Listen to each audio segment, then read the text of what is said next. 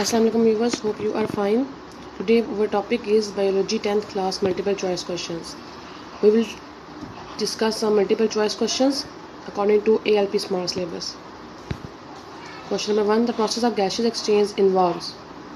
4 options are given. Correct answer is getting oxygen from the air and removing carbon dioxide. Question number 2. Most of the gaseous exchange in a leaf occurs through. Correct answer is stomata. Further MCQs are given. You can take screenshot, and if you have any query you can message.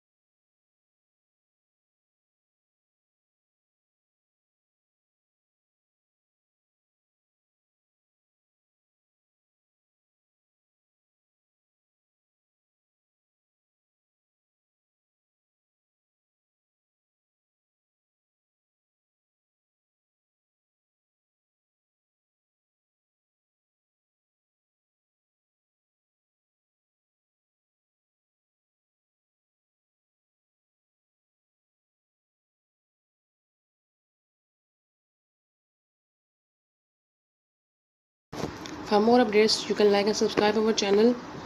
And if you have any query, you can message in the comment box. Thank you so much. Allah Hafiz.